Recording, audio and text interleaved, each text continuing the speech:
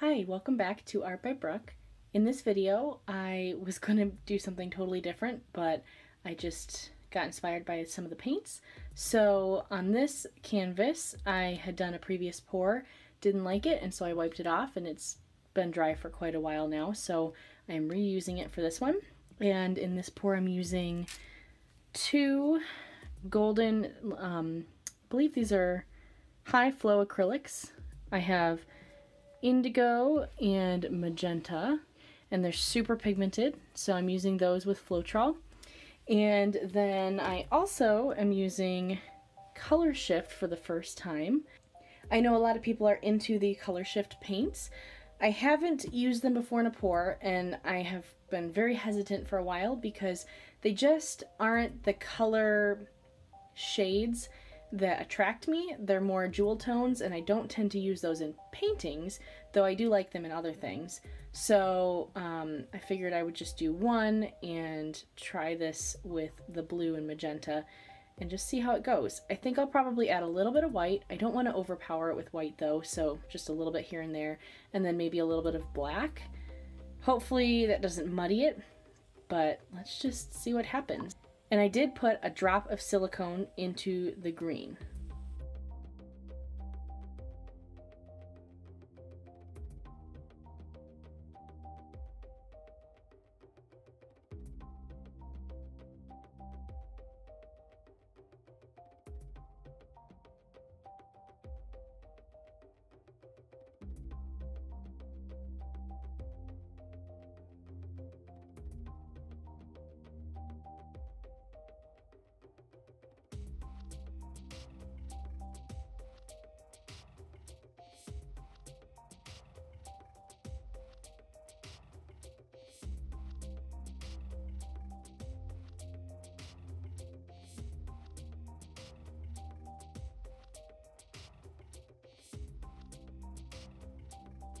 So real quick, first impressions before I torch this, this green looks totally like copper or yellow. So maybe the color shift is cooler than I thought. Okay, I'm gonna get to torching this and then tilting it around.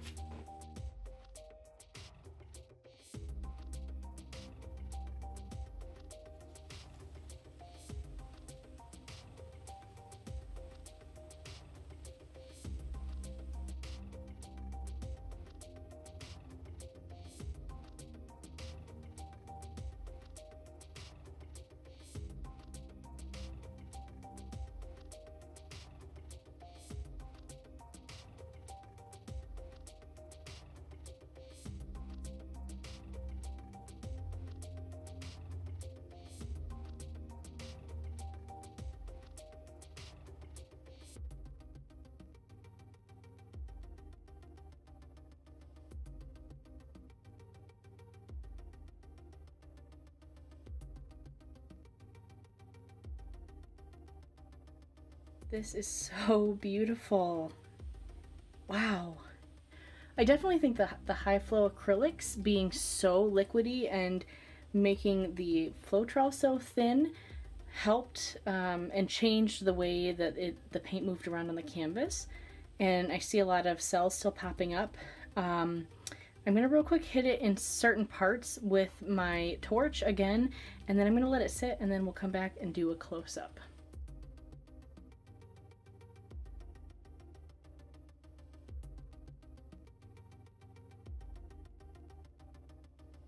This is still looking really pretty. I really hope that it doesn't dry too dark because I love how it is now, but I know that the Floetrol will dry clear, leaving these colors to darken a little bit. So I'm just gonna cross my fingers that it turns out really good. Let's do a close-up. As usual, my camera wants to blow out the colors a lot because it is a darker painting, but just bear with me. Hopefully you can see all the cool cells. This corner up here doesn't have a lot going on, but the colors are really pretty.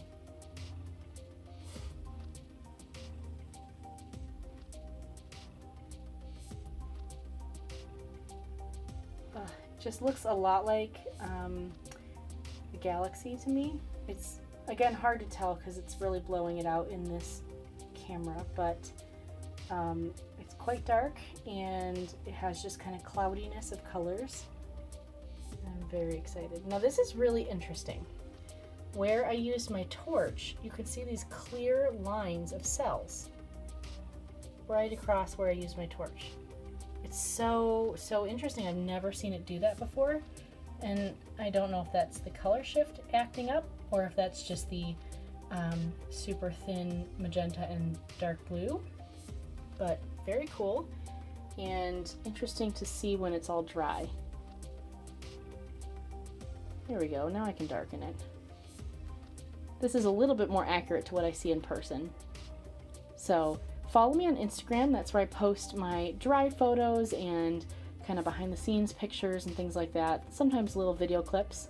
And be sure to subscribe to this channel if you enjoy my videos and you want to see more. And please leave a comment if you have anything you'd like to see me try. And I hope you have a great day.